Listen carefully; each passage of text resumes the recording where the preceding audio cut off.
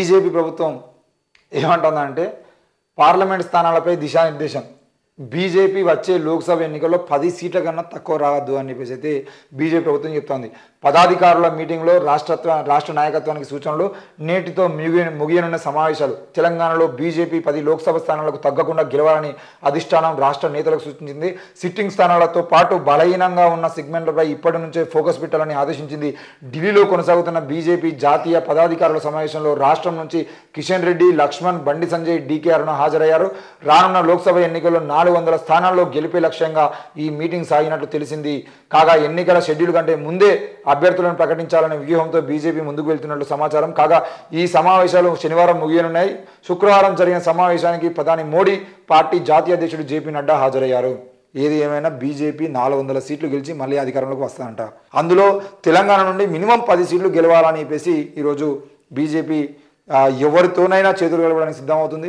ముఖ్యంగా BJP, BRS కలిసి తెలంగాణలో ఎంపీ ఎలక్షన్స్లో పోటీ చేస్తాయా, లేదంటే మళ్ళీ పవన్ కళ్యాణ్ లాంటి నాయకులను, లేదంటే మందకృష్ణ లాంటి నాయకులను ముందర పెట్టుకొని ఎంపీ సీట్లను ఇచ్చి అవసరమైతే ఎంపీ సీట్ల స్థానంలో వాళ్ళని నిలబెట్టి ఏం చేయబోతుంది రాజకీయం తెలియదు. కానీ మొత్తానికైతే తెలంగాణలో 10 సీట్లు గెలవాలనే ప్రయత్నం చేస్తుంది. బండి సంజయ్కి ఇక్కడ దిక్కులేదు, కనీసం ఎమ్మెల్యేగా గెలవడు. ఈటెల రాజేందర్ను జనాలు నమ్మేటువంటి పరిస్థితి కోల్పోయిండు. ఈటెల రాజేందర్ ఎమ్మెల్యే గెలవలేదు. రఘునందన్ రావు ప్రధాన నాయకుడిగా ఉన్నప్పటికీ కూడా రఘునందన్ రావు కూడా దుబ్బాకలో గెలిచినటువంటి దాఖలాలు లేవు. ఆయనను కూడా ఈయన మంచోడే, మనిషి మంచోడే, కానీ ఆయన పనికిమాలిన పార్టీలో ఉన్నాడు భయ్. ఈయన పోయి మళ్ళీ ఏదో కాంగ్రెస్ పార్టీలో, బీఆర్ఎస్ పార్టీలో చేరచ్చు కదా, ఎందుకు అనవసరంగా ఈ పనికిరాల పార్టీ మత ఘర్షణ రేపేటువంటి పార్టీలోకి వచ్చిండు అని చెప్పేసి ఆ రఘునందన్ రావు మీద ఉన్నటువంటి వ్యక్తిగతంగా ఉన్నటువంటి ప్రేమ కూడా ఆయన ఓటేసేటువంటి పరిస్థితుల్లో లేదు. ముఖ్యంగా దుబ్బాక ఎన్నికలే కాదు, ఆయనను సిద్దిపేటలో ఉన్నటువంటి వాళ్ళ తోటి అడ్వకేట్లు కానీ, రాజకీయ నాయకులు కానీ, అధికారులు కానీ ప్రతి ఒక్కరు కూడా కేవలం ఒకే ఒక ఆలోచనతో ఉన్నారు. రఘునందన్ సారు మంచోడే, ఆయనకు మస్తు తెలివి ఉన్నది, ఆయనను బీజేపీ వాడుకుంటుంది, కానీ ఆయనకు బీజేపీ వల్ల ఇలాంటి ఉపయోగం లేదు. కనీసం ఇప్పటికైనా బయటికి వచ్చి సొంతంగా ఏదో ఒక నిర్ణయం తీసుకొని ఏదో ఒక పార్టీలోకి పోతే ఆయనకు లాభం ఎక్కువగా ఉంటుంది. రానున్న రోజుల్లో ఎంపీగా నిలబడ గెలిచేటువంటి అవకాశం అని చెప్పేసి అయితే చాలామంది అంటున్నారు. మరి దాని మీద రఘునందన్ రావు కూడా ఆలోచన చేస్తే బాగుంటుంది. నీలాంటి మేధావులు, నీలాంటి గొప్పగా మాట్లాడే వ్యక్తులు పోయి ఆ పనికిరానటువంటి పార్టీలో ఉండడం కన్నా, దేశాన్ని మతం పేరుతో, కులం పేరుతో రెచ్చగొట్టి సర్వనాశనం చేస్తున్నటువంటి పార్టీలో ఉండడం కన్నా పోయి ఏదో ఒక ప్రజాస్వామ్య పార్టీలో ఉండడం అనేది మీరు ఆలోచించుకొని నిర్ణయం తీసుకోవాల్సిన అవసరం. ఇకపోతే బండి సంజయ్, రఘునందన్ రావు, ఈటెల రాజేందర్ పోతే ఆఖరికి అరవింద్ కూడా, మరి అరవింద్ కూడా ఆయన పసుబోర్డు తీసుకొస్తా అని చెప్పేసి అక్కడ నుండి ప్రజలందరినీ, రైతులందరినీ నమ్మించి మోసం చేసి గెలిచిండు తప్ప ఆయన మీద అంటే పార్టీ మీద నమ్మకంతో ఇంకో ఏదో విషయంతోనే అక్కడ ఓట్లు వేయలేదు. మరి రానున్న రోజుల్లో ఇప్పుడు ఎమ్మెల్యేగా గెలవలేనటువంటి వీళ్ళందరూ భుజాల మీద మేము కంపల్సరీ ఎంపీ గెలుస్తామని చెప్పేసి ధీమాతో వ్యక్తం చేస్తూ మేము ముందు పోతాం అంటున్నారు.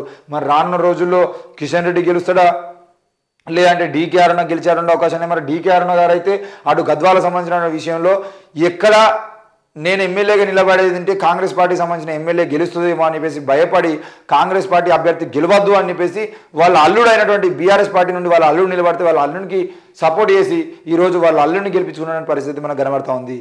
మరి బీజేపీ అంటే వాళ్ళ అల్లుడిని గెలిపించుకోవాలని అనుకునే ఆలోచనకు వచ్చింది అంటే మరి రానున్న రోజుల్లో ఈమె ఎంపీగా గెలిచేదంటే బీఆర్ఎస్ పార్టీ కూడా అక్కడ ఈమెకు సపోర్ట్ చేస్తుందా, లేదంటే బీఆర్ఎస్ పార్టీ కూడా మంచి క్యాండిడేట్ పెట్టి బీఆర్ఎస్ గెలిచేటువంటి అవకాశం లేదు. ఏది ఏమైనా బీజేపీకి సంబంధించిన విషయంలో మాత్రం రానున్న రోజుల్లో ఎంపీ ఎలక్షన్స్లో కనుక బీజేపీ, బీఆర్ఎస్ నుండి ఎవరు గెలిచినా వాళ్ళందరూ పూర్తిగా బీజేపీ ఎంపీలే.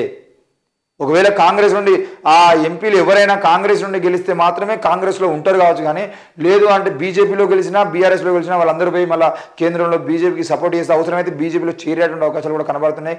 కాబట్టి తెలంగాణ ప్రజలు ఈరోజు ఏ విధంగా అయితే ప్రజాస్వామ్యాన్ని కాపాడుకుందాం, ప్రజాస్వామ్యాన్ని కాపాడుకోవాల్సిన అవసరం ఉంది అని చెప్పేసి 10 ఏళ్ళు కేసీఆర్ పాలన చాలీగా మార్పు కోరుకుందాం అన్నట్టుగానే మరి కేంద్రంలో కూడా 10 ఏళ్ళు పాలించిన నరేంద్ర మోడీని పక్కన పెట్టి తప్పకుండా మరి పాలన మార్చాల్సిన అవసరం ఉంది.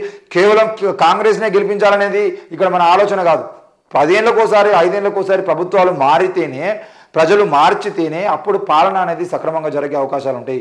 లేదు 10 ఏళ్ళు 20 ఏళ్ళు ఒక్కరిని మేము అక్కడ అదే స్థానంలో పెడతామనంటే వాళ్ళకు కొమ్ములు వచ్చి ఇక్కడ కేసీఆర్ కదా ఏ విధంగా అయితే ఆ అహంకారాన్ని ప్రదర్శించిండో అదే విధంగా నరేంద్ర మోడీ అహంకారాన్ని ప్రదర్శిస్తున్నాడో అది కొనసాగే అవకాశాలు ఉంటాయి. కాబట్టి వీళ్ళనంత ఎక్కువ వరకు 10 ఏళ్ళకోసారి ప్రభుత్వం మారితే తప్పకుండా నిర్ణయాలు మారుతూ ఉంటాయి.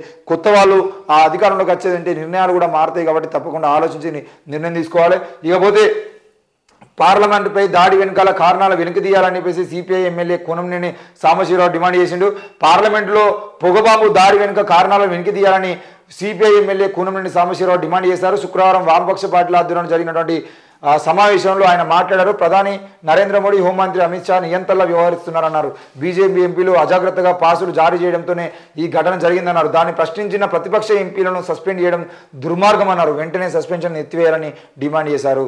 మొత్తానికైతే ఏది ఏమైనా కూడా పార్లమెంటుకు సంబంధించిన విషయంలో దాడి వెనకాల ఆ దాడి గురించి మాట్లాడకుండా 143 మంది ఎంపీలను సస్పెండ్ చేసి కరోనా వస్తుంది అని చెప్పేసి దేశ ప్రజల్ని కరోనా పేరుతో భయపెట్టేటువంటి ప్రయత్నం చేస్తున్నారు. ఇది సిగ్గుచేటు. ఎట్టి పరిస్థితుల్లో కూడా బీజేపీ ఇట్లాంటి నీతిమాలిన రాజకీయాలను చేయడాన్ని మేము వ్యతిరేకిస్తున్నాం. తప్పకుండా 143 మంది ఎంపీలను తీసుకొని నిన్న మొన్న ఏ బిల్లులను అయితే వాళ్ళు ఆమోదింపజేస్తారో ఆ బిల్లుల మీద చర్చ చేయాల్సిన అవసరం ఉంది.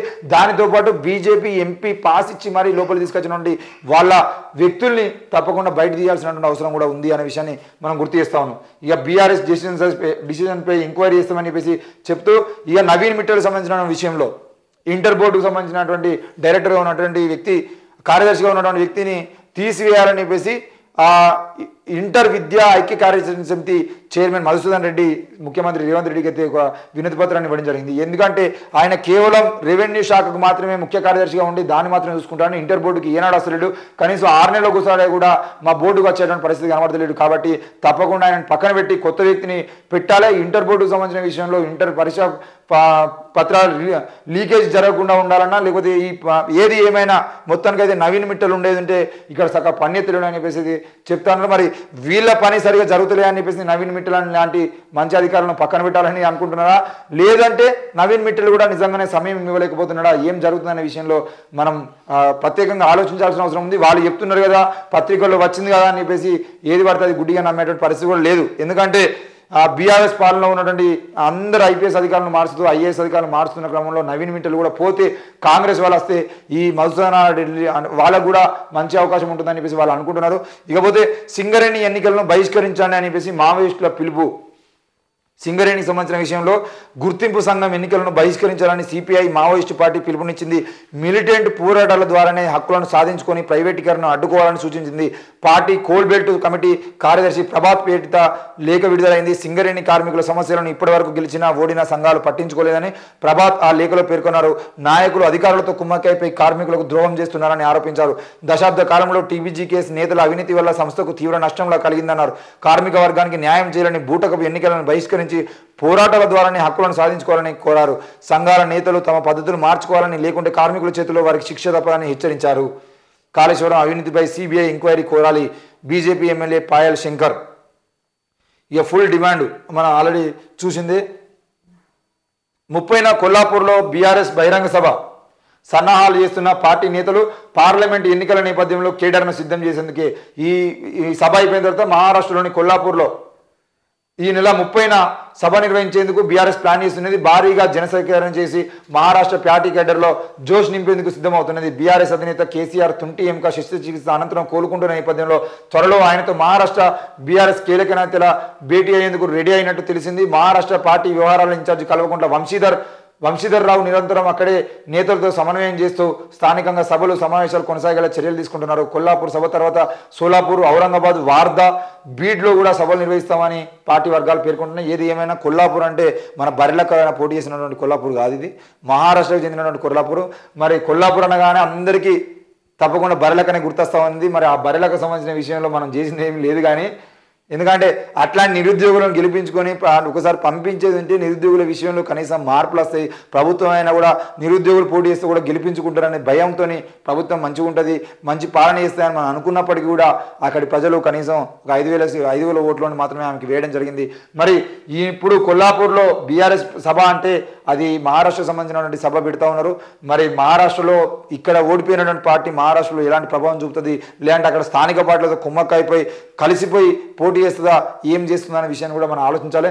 ఇక తబ్లీగీ జమాత్కు నిధులు చట్టవిరుద్ధం విశ్వ హిందూ పరిషత్ చెప్తా ఉంది. తబ్లీగీ జమాత్కు సంబంధించిన విషయంలో నిధులు చట్టవిరుద్ధం అయితే ఈ దేశంలో ఆర్ఎస్ఎస్కి లేదంటే ఆర్ఎస్ఎస్ అనుబంధ విద్యార్థి సంఘాలకి అనుబంధ సంస్థలకి లక్షల కోట్ల రూపాయలు విదేశాల్లో నడుస్తున్నటువంటి ఫండు మరి అది ఆ చట్టవిరుద్ధం కాదా?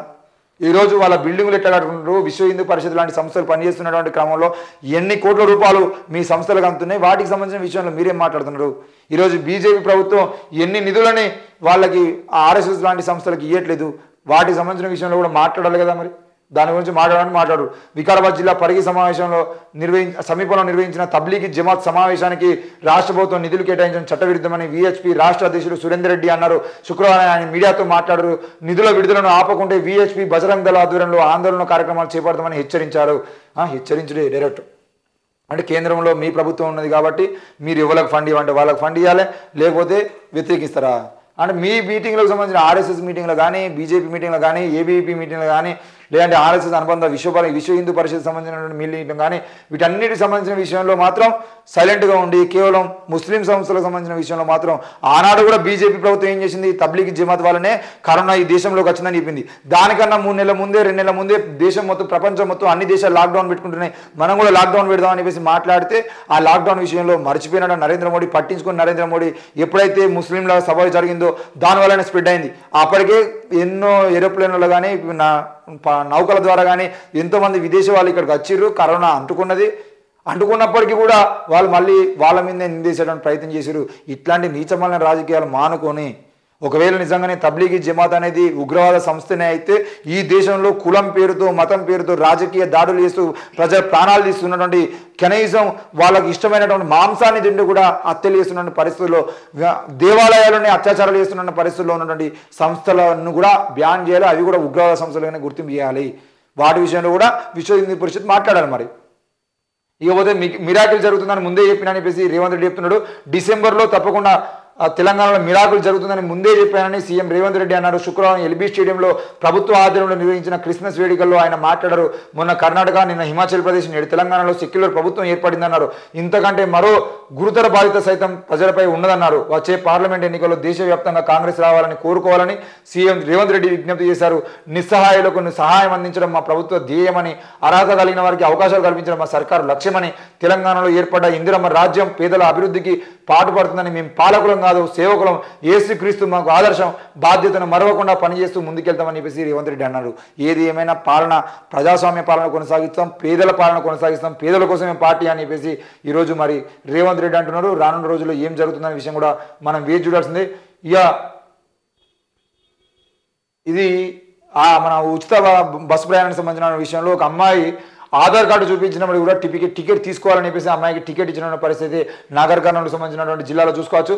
ఒరిజినల్ ఐడి కార్డు ఉన్నప్పటికీ కూడా ఆ ఒరిజినల్ ఐడి కార్డులో, ఆధార్ కార్డులో చిన్నప్పటి ఫోటో ఉన్నది. ఇది నువ్వేనా కాదా నాకెట్లా చెప్తే అని చెప్పేసి ఆ అమ్మాయిని నువ్వు కాదు అని చెప్పేసి టికెట్ తీసుకోవాలని చెప్పేసి కండక్టర్ డిమాండ్ చేసిండు. ఈ విషయం మీద నాగర్ కర్నూలు డిపో మేనేజర్ కూడా మేము చర్యలు తీసుకుంటాము, ఎవరిది తప్పు ఏంది అని చూసిన తర్వాత చర్యలు తీసుకుంటాం అని చెప్పేసి చెప్పిండు.